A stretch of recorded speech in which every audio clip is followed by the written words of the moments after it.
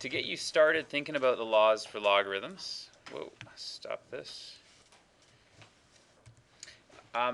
We'll just recap some of the properties you should already know. So the change of base rule we talked about last day. That's an important one. And then some of the ones, these all come from the properties of exponents, right? Like if I give you the value 1, the exponent must be a 0. It doesn't matter what the base is. All these other properties came out of some discussions we've already had. But let's take a look at some of these new ones. So can somebody give me like log base 2 of 32? Do you know what that is? 4. Close. 5, yeah, it's 5. And if you're still getting used to logs, the first thing that should pop into your mind when you hear the word logs is exponent. That's what we're looking for. What's the exponent here? So log base 2 of 8. How about that one? Yeah, that one's 3. And I'll help you out with this one. That one's 7. Log base 2 of 2. All right. And that'll be a 9. Yeah, good for you. Okay, so you might not have noticed this, but what I ended up doing on purpose here was they all add up to the same thing. They all add up to 10. So here's the clue about how I knew they would all add up to 10. How do they relate to the log 1024?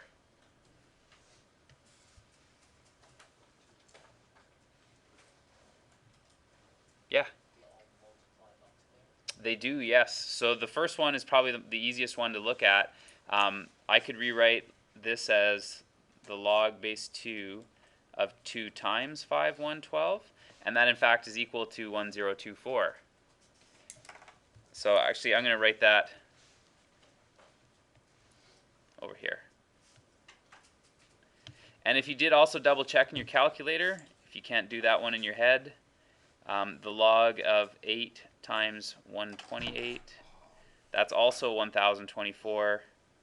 And the log of 32 squared is also 1024. So this is our first rule for logarithms. It's the product rule. It's one where if you have two things which are multiplied, you can expand it with an addition sign, like this.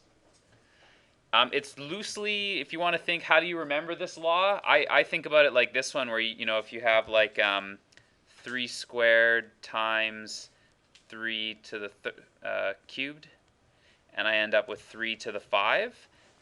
You do this multiplication here, and then you end up adding them here, right?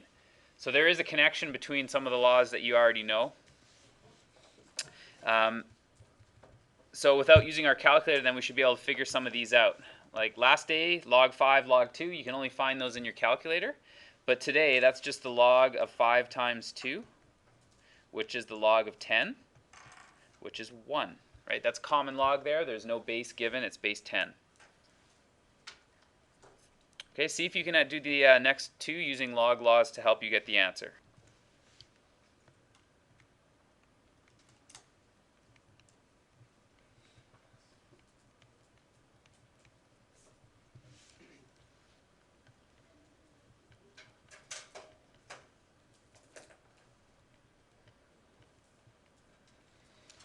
Okay, so you end up with 3 for the first one and 2 for the second. Or sorry, I guess the second one is 3 and the third one is 2. The first one should be 1, yes. Log of 5 plus log of 2 is 1. Okay, you should also be able to use the law the other direction, meaning you should be able to expand things, because you may need to do that for your to help you out as well. Which means if I look at this one, that's quite a large number, but if I split them up, it's a lot easier to deal with. That's going to be 1 plus 2, which is 3. Okay.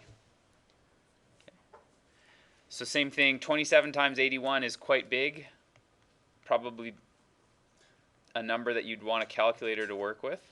But if I split them apart, it's not so bad now. I can do them one at a time, and I end up with 7. So you do the last one on your own.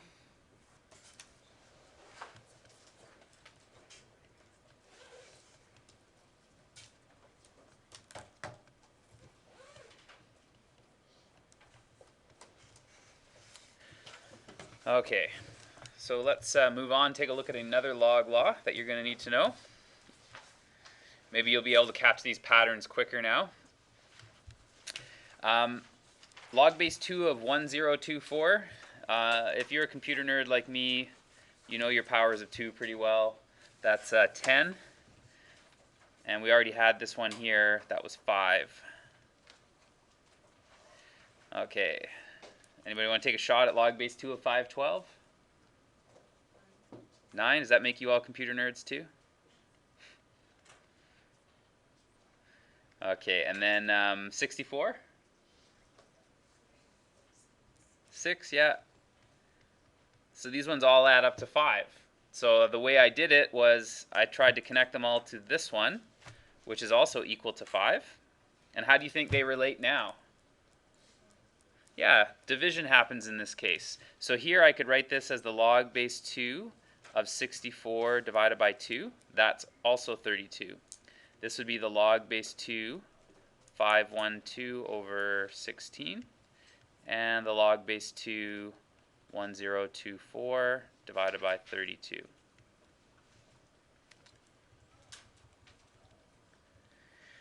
So the quotient law, again, it's very similar if you forget.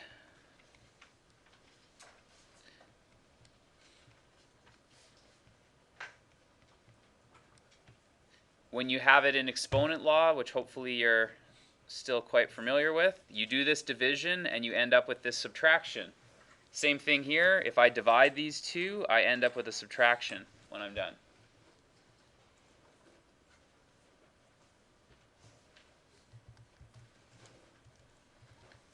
Okay, so you play with these log laws and I'll catch up to you, expanding them and doing the condensing.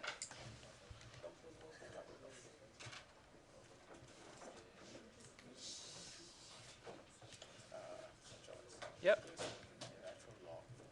Sure, just a sec. Let me, one thing at a time here. We'll talk about natural log again. Let me just finish this one off.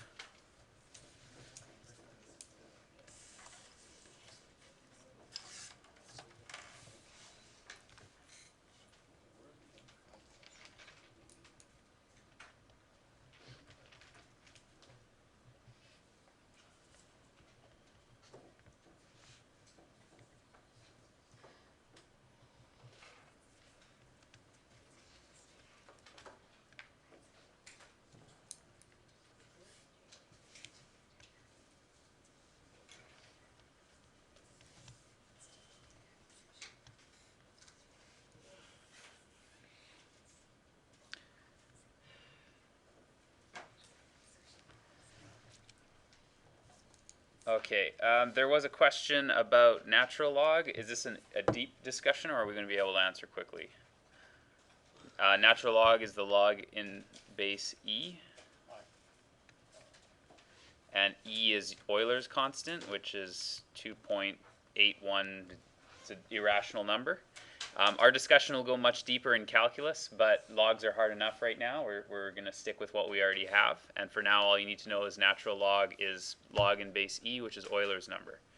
How do you apply it to the equations? If it was in base e, Yeah, for example, let's take a look at expanding. well, it's not super practical because you'd be doing like natural log of, it'd have to be, because it's an irrational number, you're not going to recognize it unless I do something like e cubed over e, right? And then you, it's not a good one for discussion at this point. I mean, how do you do expanding? Left one. It, The one on the left. this? Yeah, that one.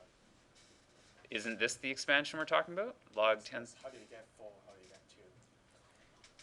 It's common log, Which means base 10. oh, base 10. Oh, I see. Yeah. Okay. Perhaps we needed to continue our discussion outside of this lesson. Okay, so this one here, if we had log of 10,000, it's right up there, it's actually 4, and that ends up being the same thing as 4 times the log of 10. Because this is just 1. Okay, so what's log base 2 of 64? Yeah, it's 6. So that's going to be the same thing here. And log base 5 of 125 is in fact also going to be 3. Good. This will be 2. These are all turning out to be the same numbers. So this is our exponent to illustrate the law of exponents for logarithms, or the power law. The way you want to think of this is not log of 10,000.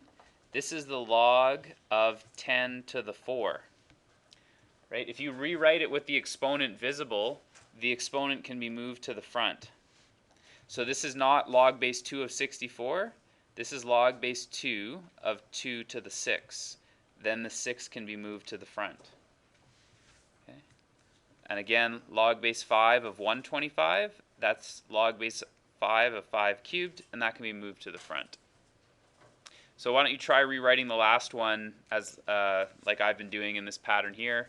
Write it as log base 7. What's the exponent?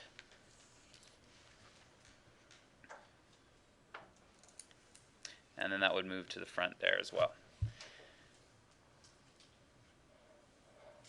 Okay, so that's it for the log laws.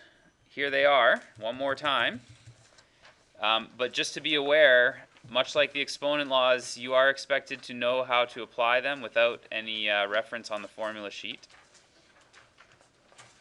So I'll have to follow that same standard, which means you won't log laws.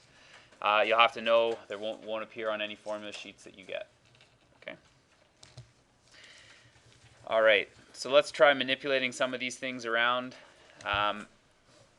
What if we had log base 6 of x and y? Well, we can just write this log base 6 of x minus log base 6 of y. And there's no other expansion we can do to that. The next one, however, we can apply a couple exponent laws. Sorry, logarithm laws. And to start, I'm going to rewrite this as the log base 5 of xy to the 1/2. Because now I can see one of the laws applies. The first one I need to do is the exponent law. Okay? So that means I'll have 1/2 log base 5 xy. And now I can also pull it apart one more time.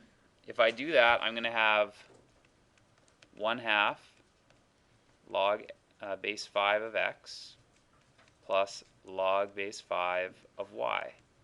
I really recommend that until you get super comfortable, you use lots of brackets, because in this one, super common mistake would be for people to go like this.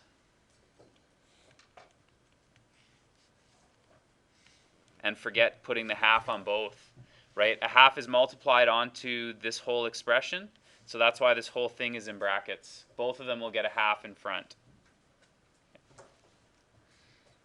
Okay, so you try pulling them apart. When you're done pulling them apart, there should be nothing but a coefficient, a logarithm, and a letter. There should be no more exponents. There should be no more multiplications, only additions and subtractions in there. Okay, pull them apart as much as you can. I don't expect that you're finished, but I'm going to try and catch up. So you can peek up and see how I've answered these. Make sure you agree.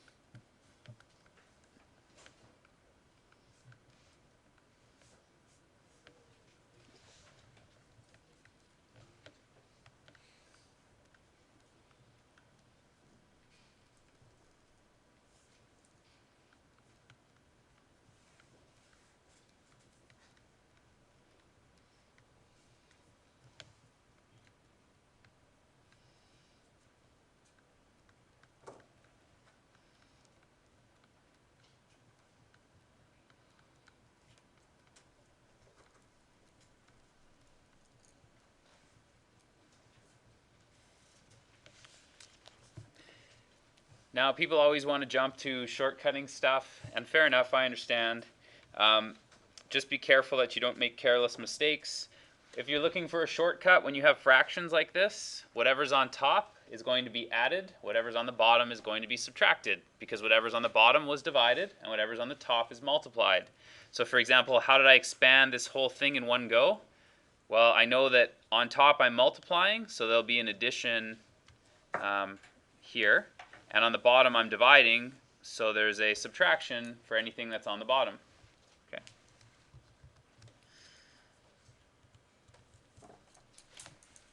Okay. Now let's keep going here. This one, to illustrate the exponent law to you, this is like 3 squared and 3 to the 1/2. So that would be log base 3 of 3 to the 2.5, or 5/2. So then I can use the exponent law to make that 5/2 log 3 of 3, which is just 5/2, because this is 1.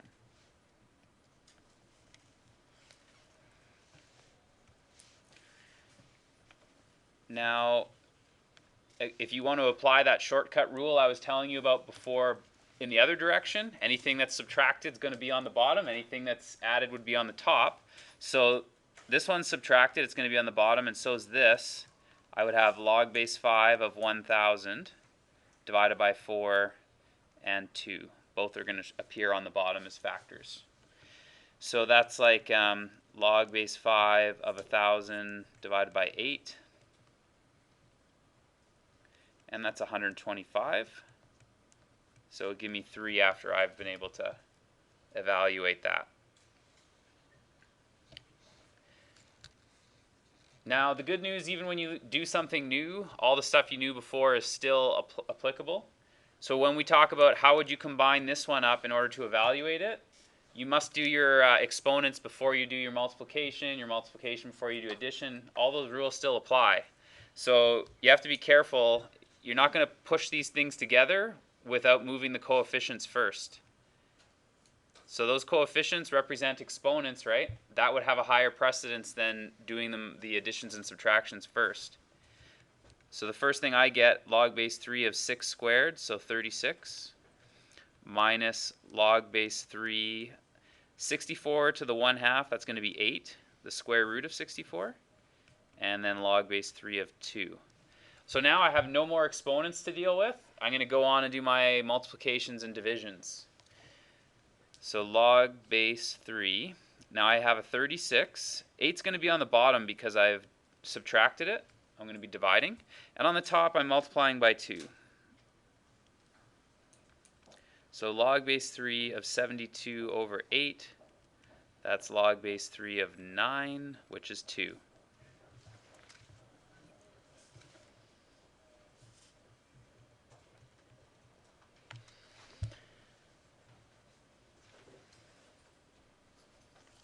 Okay, so let's keep going, and then we'll take a look at restrictions, and this will just jog your memory a little bit from last day. The restrictions on logs are not as bad as the trig ones we worked with.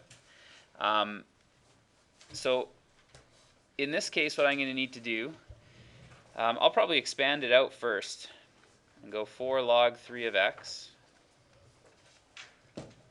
You don't have to do this part. If you're really good at log laws, you could do it all in one shot. Okay, am I ready to combine them? How come? Got to deal with the exponents first, right? So these exponents have to be moved back up before I can combine them. So I'm going to have log base 3 of x to the 4 minus log base 3 of the square root of x minus log base 3 of x to the 5/2. So the last fraction that I'm going to get from this is log in base 3. So x to the 4 will be on top. And on the bottom, I'll have x to the 1/2. I'm going to write it back as the exponent instead of square root. And I'll also have x to the 5/2. It's convenient because if I do move it like that, I can add them together. So log base 3 x to the 4, and then I'll have 6 halves, which is x cubed. So after all that, I can simplify this down to just log base 3 of x. Now in this instance, remember whenever you're worried about the restrictions are, this is where I started, yet somehow I have this simplified version at the end. So you state the restrictions that would apply to the very original thing you dealt with. And in this case, it would be x has to be greater than 0, because remember, logs can't have a negative number in there. But we wouldn't actually need to put that there. It's already implied by the log, right? We know that logs have to be greater than 0. We haven't removed any information out of this problem. So we'll just put in brackets here, it's not necessary to state. In this next one, however, I'd like you to try it on your own, simplify it, and then you're going to find there are some restrictions that are now new to this.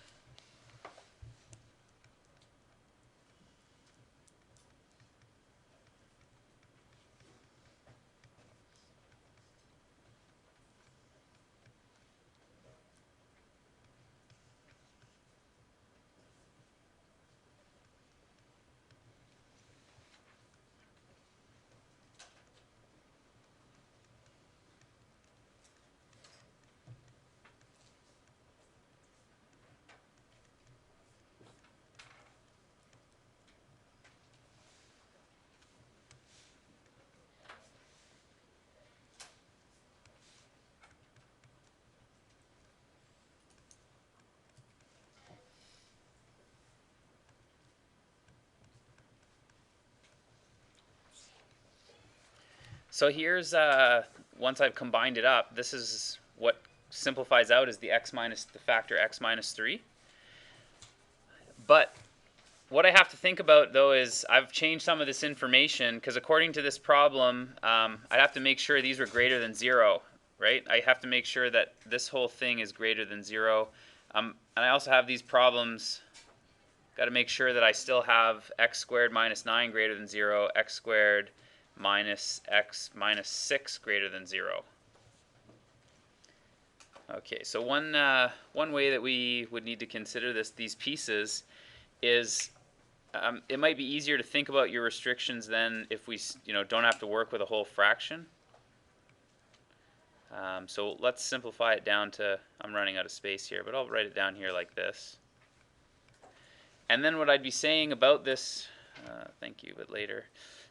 Then what I'd be saying about this is, right now I have x plus 3 must be greater than 0, and I also have x plus 2 must be greater than 0. I'm just going to go double check that I didn't miss any from the original. So let's go take a look here. That means x squared minus 9 has to be greater than 0. So just running out of space here. Maybe I will pop up a new slide to finish that off then. Sorry, we had x squared minus 9, we want it to be greater than 0. So what I'm going to do to figure out where it's greater than 0 is I'm going to look for where it's equal to 0.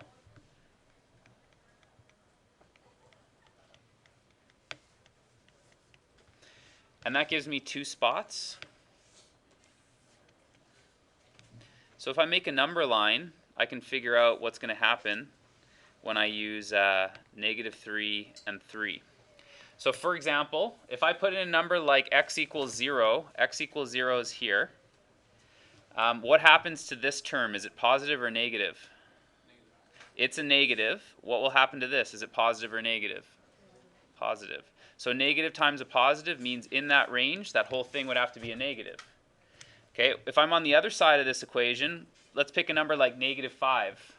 Okay, then what happens if I put in -5?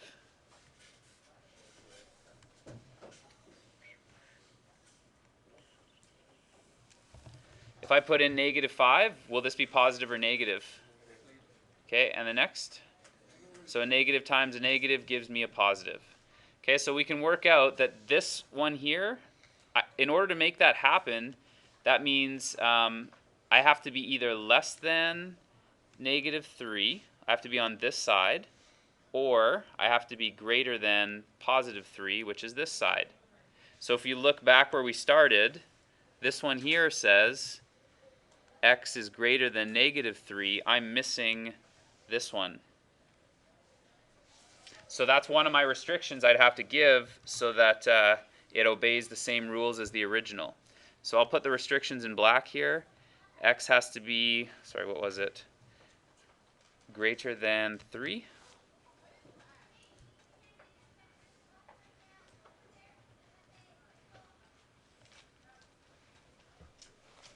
Did I factor that right? I did, right? So it'll be less than negative 3 or greater than 3. And here it has to be, oh, no, that's right. Okay, so greater than negative 3. Okay, so in order to be obey those original constraints, I can't be okay, sorry about that. If x is greater than negative 3 here, I also have to obey these. So if you wanted to draw a picture of what you have this one number line we just had. You have to be in here. And then the newest one, which says you have to be greater than negative 3, which is everybody here. So the only one that'll work for both is if I was to say you can only use this side of it then. Okay, so x in fact has to be more than just negative 3. It has to be greater than positive 3 for this to work.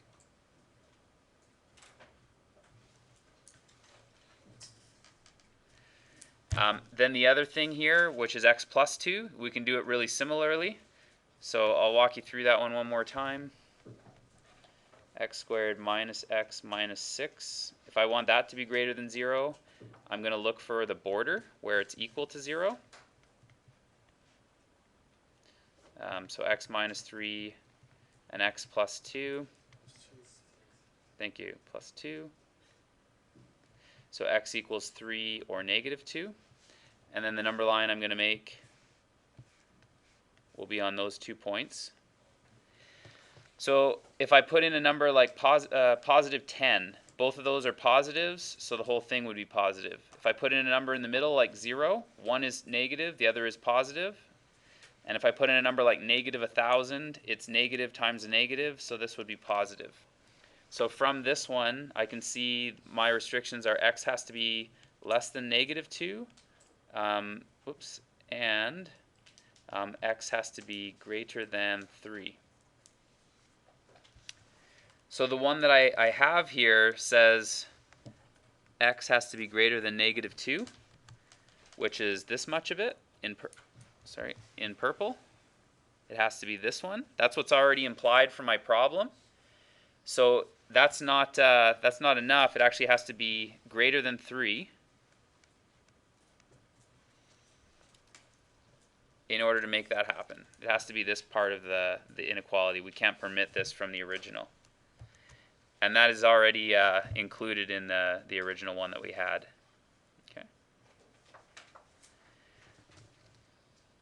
So it looks like there's one real simple way to get that, instead of fishing through all the number lines to figure out where your inequality should be. And that's this one that disappeared here. X minus 3 disappeared. I think I've spelled that wrong.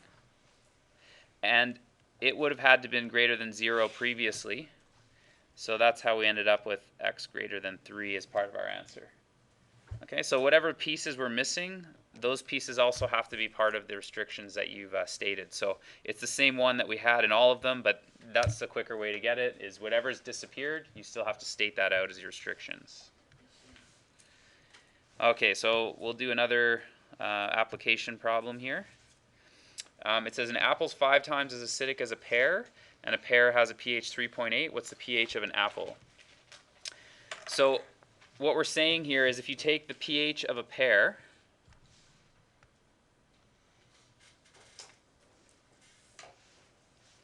of an apple, so I'll use an A for apple, and you divide it by the pH of a pear, I'll use a P for pear, it's 5. It's 5 times bigger.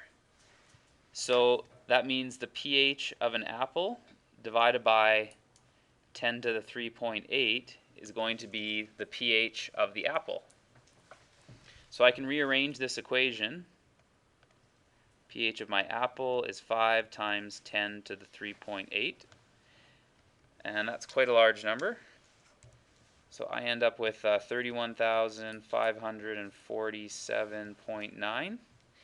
And remember, that's not the way we quote pHs, right? You don't say it as that. How do you end up finding the pH as a log scale? So we're actually going to take the logarithm to chop this number down, right? So the pH is actually the log of this, which is 4 point, let's call it 5. Okay? Because that's 10 to the 4.5 was the actual measurement, but that's kind of insane. We don't want to say that, use the number 31,500. Instead, we use 4.5.